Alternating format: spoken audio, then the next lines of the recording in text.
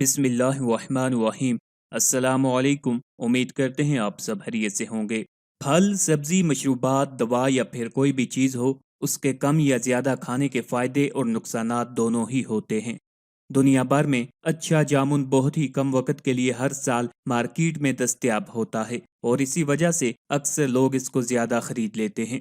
جامن عام طور پر کئی موسمی بیماریوں سے لڑنے میں مدد کرتا ہے، بشمول قبض، بد ہضمی اور آنتوں کی بیماریوں سے۔ یہ پھل ہائی بلڈ شوگر اور ہائی بلڈ پریشر والے لوگوں کو فائدہ پہنچانے کے لیے بھی جانا جاتا ہے، لیکن حیرت کی بات یہ ہے کہ جب اسے زیادہ کھایا جائے تو یہ نقصان دہ ہو جاتا ہے۔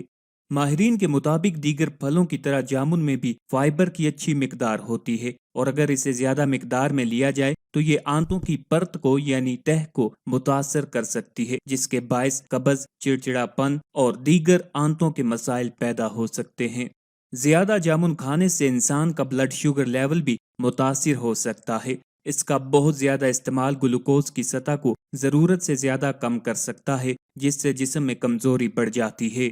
ماہرین صحت کے مطابق جامن میں قدرتی طور پر چینی کی اچھی خاصی مقدار ہوتی ہے، اور یہ تیزابیت والا بھی ہوتا ہے جو بیکٹیریا کی افزائش کا باعث بن سکتا ہے اور انسان کے دانتوں کو خراب کر سکتا ہے۔ لہٰذا یہ ہمیشہ تجویز کیا جاتا ہے کہ جامن کھانے کے بعد دانتوں کو باقاعدگی کے ساتھ برش کیا جائے۔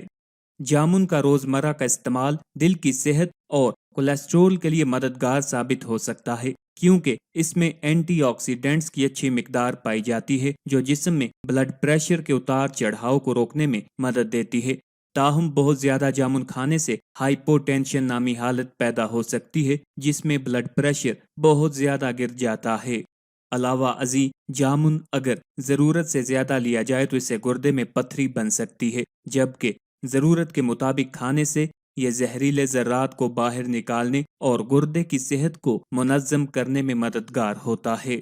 ماہرین صحت کے مطابق جن لوگوں کو صحت کے کوئی مسائل نہیں وہ ایک دن میں تقریباً 100 گرام جامن کھا سکتے ہیں، تاہم اسے خالی پیٹ کھانے سے گریز کرنا چاہیے، خاص طور پر صبح کے وقت، کیونکہ یہ پھل تیزابی نوعیت کا ہوتا ہے اور ہاضمے کو خراب کرتا ہے۔